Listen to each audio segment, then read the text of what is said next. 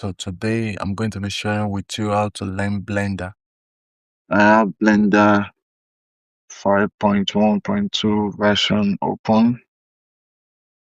So yeah, the when you open it, these are the first thing you will see. This is the first interface you're gonna come across. So I'm going to be explaining this interface right now. I'm going to be explaining what this whole thing is all about. So kindly sit back and listen. So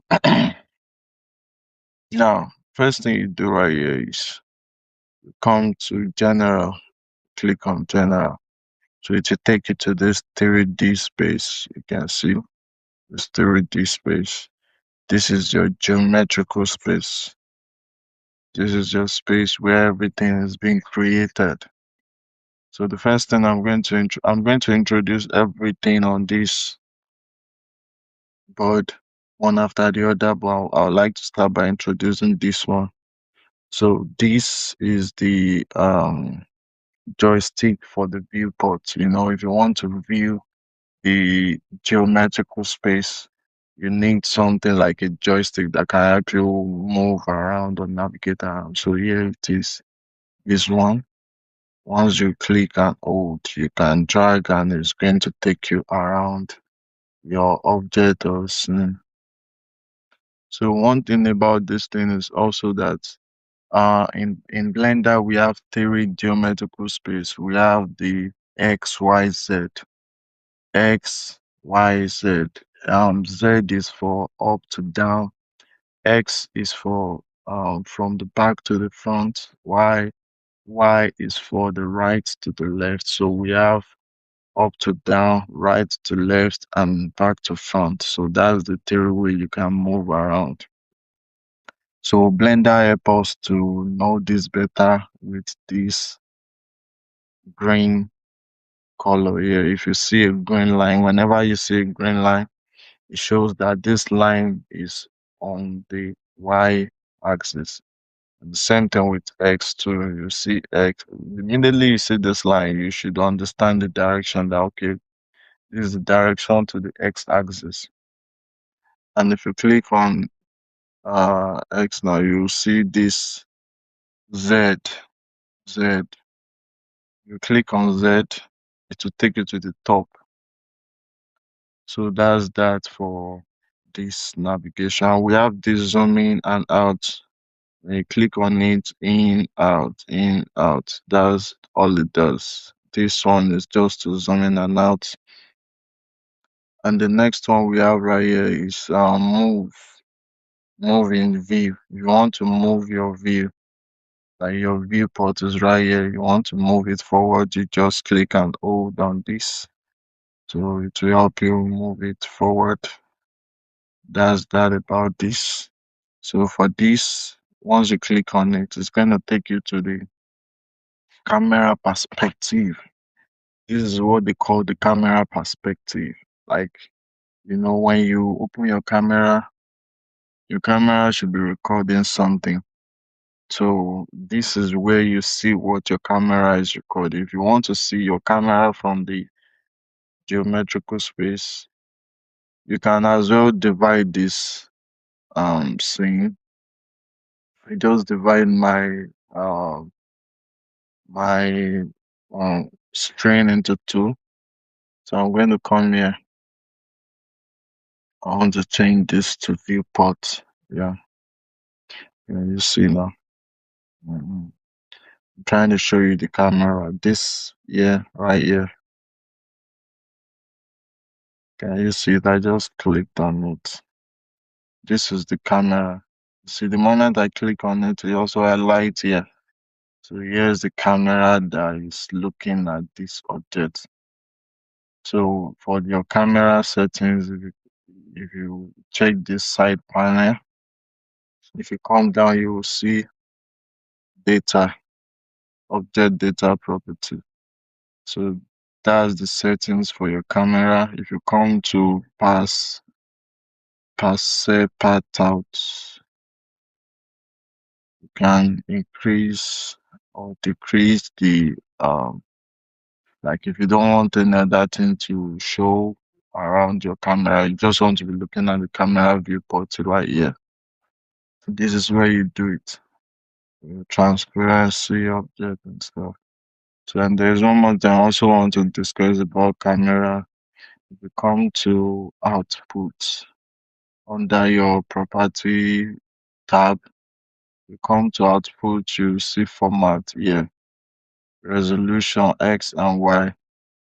So for this resolution now, this is going to be where you will input the size of your camera. If you want to create a video for Instagram, you have to input Instagram, Instagram, what's it called? You have to input the size of the screen for Instagram videos, and that's 1080 by 1080. But if you want something like want to create a video for TikTok or YouTube Shorts, so this is what you change the settings here. 1920. This one, change it to 1080. And you see your screen size has changed here to TikTok size, like TikTok size. So that's that about camera. And there's also something about, there's a lot of things that I would like to talk about on camera, but I'll just keep it short and simple. Now, if you want to know how long your video will go in animation, you have to calculate it in um how many frames do you want to see per second. So the average frame per second that you can use is 30 frame per second. That's the average. If you want a normal real life stimulation or movement, you have to use at least 30 seconds, 30 frame per second. So here is where you set your frame rate. You set your frame rate from 24 to 30. So and so now if you want to set your scene now, like how long is the entire video going to last? The video you just want to create, you want to first of all set the duration. This is where you set the duration from start frame to end frame. End frame, like you are going to calculate 30 frame per 30 frame per seconds times, let's say, 10 seconds. You want to create a short video of about 10 seconds. So that means 1 second is 30 frames. So 10 seconds is going to be 300 frames. So in this end part of your frame range, you are going to put 300. So it's going to tell the system that, okay, the entire animation program is going to be running for 10 seconds. So that's how we calculate the timing. And there's a lot of things I would like to also discuss. So yeah, hey, let me talk about my screen. My screen. Are you with me? Yeah, I would like to talk about my screen. How I was able to split my screen. So this is this Blender interface. You can basically set it up the way you want, whichever way you want. Like you want the best workflow that is looking at your object from 3 dimension. Like you want to set a viewport that is looking at your objects from the front. You want to set another viewport at the corner that is looking at your object from the front. You want to set up another viewport that is looking at your object from the right or left or whichever part you want. This is how you can split your screen. Once you come to the middle, drag like this. Drag like this. You see? Just split the screen. So you can split the screen multiple times as you want. Like multiple times as you want. You can see. I just flip this phone multiple times as you want. You can see even this one I can still split this one. You can see. So you can split your screen as much as you want. When it comes to Blender, there's so much flexibility. Like there's nothing like it's not possible. No, you have to try it first. You have to experiment it before you can say, okay, this thing is not working. And for you to join back these two space, like this space, you just click in the middle, you right click and you say join, whether to the right or to the left. You see that now. You come to the middle, join upward, join to the right, join upward. You see, join to the right. You see, join to the right. So this is how we join every screen back together. And split your screen, you can join it back together as much as you want to. So moving on now. Uh, so I want to introduce this to you. This is called cursor. Cursor. Cursor. That's the first thing. This is the default arrow where your mouse should always rest at. But the first element here is cursor. So I'm going to explain what this does to your objects. Cursor. So the cursor is usually this thing in the middle that comes by default, or you can move it around. So, for instance, once you place this on your cursor, anywhere you click, the cursor is going to appear there. Anywhere you click, the cursor is going to appear there. And if you add in any object, for example, you want to add a mesh now, cube, anything you add is going to sit on top of that cursor of where you place the cursor. So that's just the function of this cursor right here. The purpose of this cursor is to help you navigate to where you want to place things. Like want to place things. It's usually in the midpoint. But I can decide that okay, I want to add new object here and I add it there. Anywhere that I click the cursor, if I add a new object, it will surely show there. So that's that for that. So we have this move to, move to.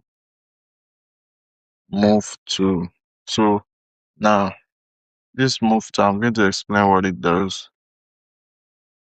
Let me add, for you to add, if you want to add anything to the scene, you can either come here and click add mesh, or you can simply type, just press Shift A to add.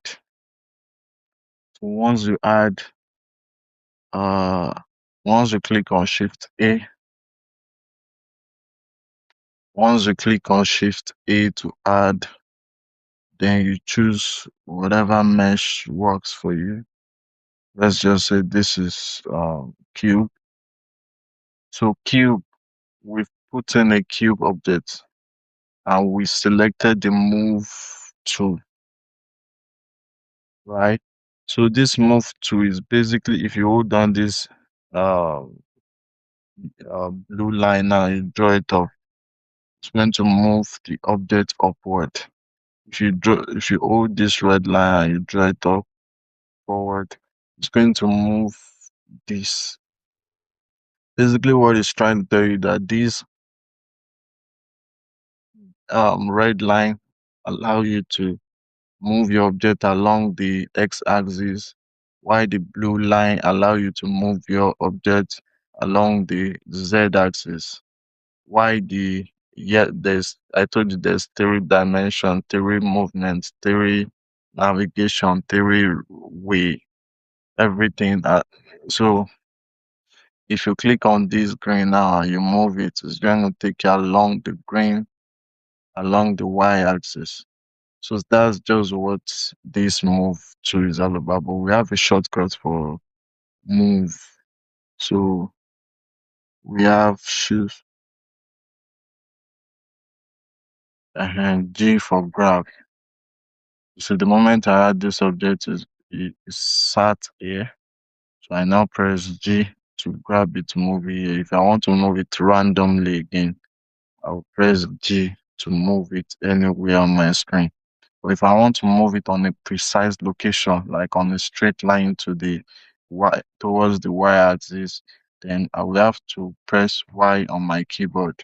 So it's going to lock the moment I press Y. I press G first, then I now press Y. It is going to lock. What happened here is that it's going to lock the object to the y-axis, so it can only move on the y-axis.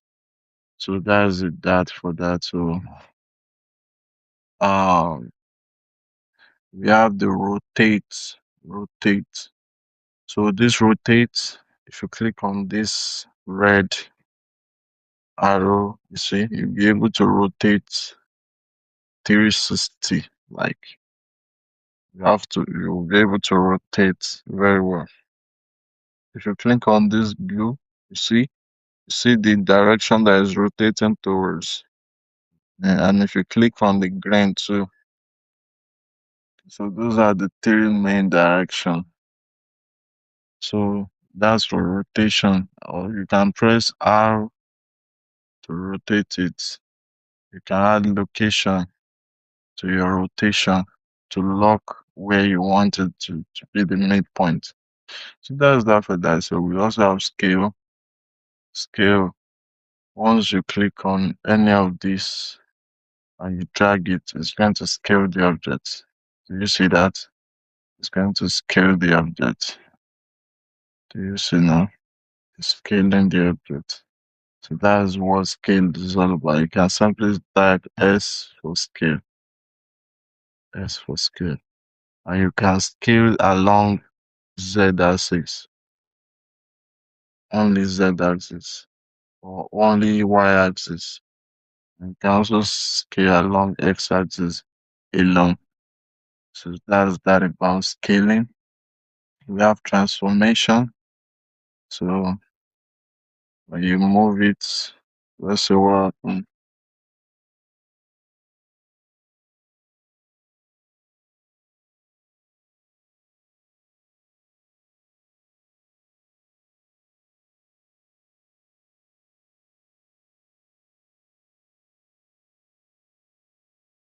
Okay, this transformation can basically affect the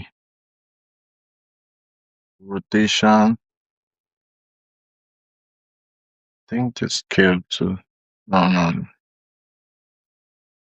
So that's that. So we have this.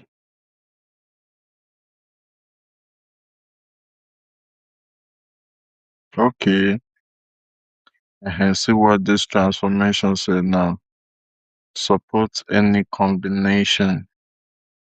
Support any combination of grab, rotate, and scale at once.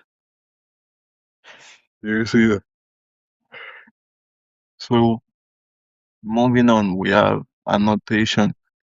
So if I click on this annotation now, basically this is what it does. Annotation helps me to take a quick note on my screen. Let's say I want to draft how the sign will be. Maybe there's going to be a tree right here.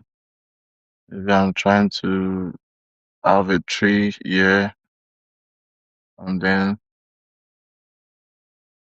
I want to have, let's say, a bench here.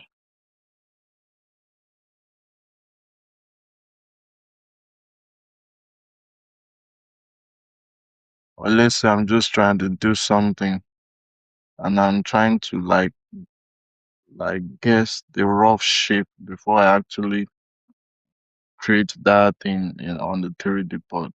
Then I can use my annotation here to talk about it. I can use it to scale to like mark something now. You see, if I move around, it's only going to affect. It's only into the plane. So this is what the annotation does. It's for notes. You can change the color right here to whatever color you wish. You see, and you can change the radius, the grease brush, factor, and everything. So we also have measure. Yes, we have measure. Yeah, measure. Let me explain what this measure does. Measure is used to you use it to is like a real ruler that helps you to measure every unit, every object, everything. Like if you want to measure a particular this object now, I click on it. I press Alt R to clear the rotation. If you want to clear the rotation, Alt R, Alt G to clear the location. So now let's say I want to measure this object from up to down. What I'll do is I'll just click on the up part. Mm, I can press Z to lock in the axis. You see 2.6 meters. That's the length for this cube. Do you see that? That's the length. That's the height. So that's the height for the cube. So that's exact. That's if you want to measure the breadth too, make sure you press X to lock it. Lock that. You see, the breadth is 1.2 meters. So this is basically what this measure is all about. So we have cube too. Cube. This is what cube does. Once you click on it, there's one white thing that is attached to your mouse. So what it does is once you click and you hold like this, that's it. That's all you have to do to create a new cube, and you can create as much as you want, as much as you want. So this is what adding a cube to your scene looks like, as you can see. So I've explained everything here from up to down. I've explained it now. So now, moving on, let's see. Uh,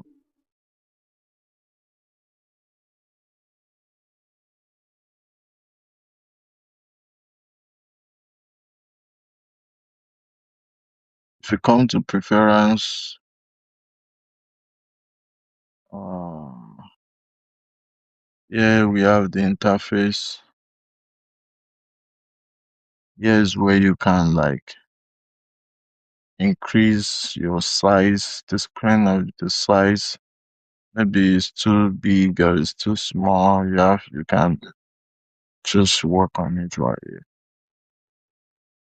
So we also have like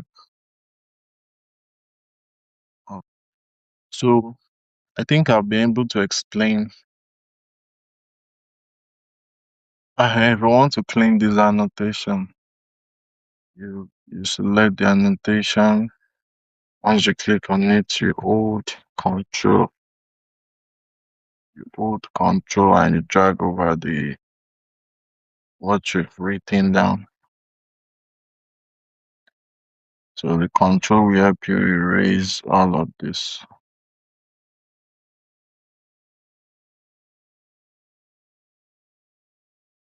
You can increase the size there.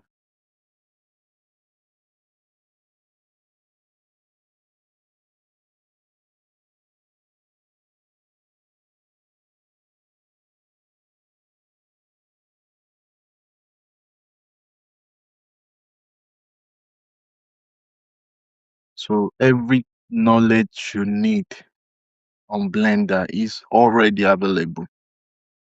You just need to do this a step at a time.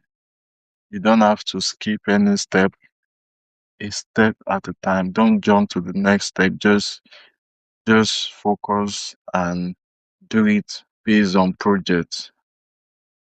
That's how you can learn. You can do based on projects.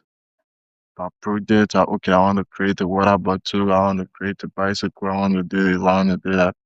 You stick with your project and make sure you finish it. So I was able to explain this add.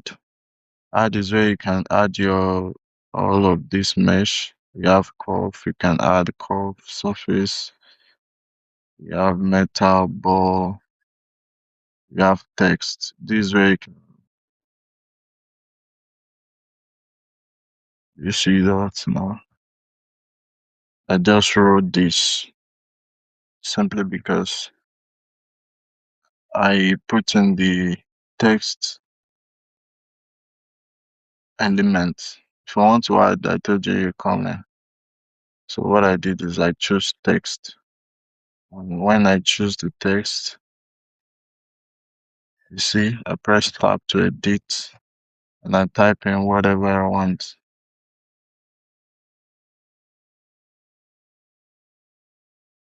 You see that? So that's how you navigate on your Blender. We have the light to light. We have the point light, sunlight, spotlight, area light. We have different types of light. We also have cameras too. We have camera. You can add the camera to the scene. You can remove a camera from the scene. You can add multiple cameras to the scene. You can basically do whatever you want. With this also a speaker. If you want to add a speaker to the scene, force field to the scene, everything is basically available. One thing about Blender is that um, you are only limited based on your mindset because in terms of creativity, this app, this software, I mean, is is a great tool. It's a great tool for creativity. So I hope you've heard about everything I explained earlier. I hope you've heard. I hope you know about Blender now. Not the one they used to blend pepper. I don't mean this one. I mean this Blender for creators. So let me just mention a few things and then I will uh, we go to the part two of this tutorial. So now I've explained if you want to add something. Now this is objects, transform, move, all these ones. You don't need them now. When you need them, we go straight to them. But we don't need them right now. So now let me come here. This is what they call wireframe viewport. Viewport is basically how you view, like how you view your project or your screen. You can view it in different X-ray.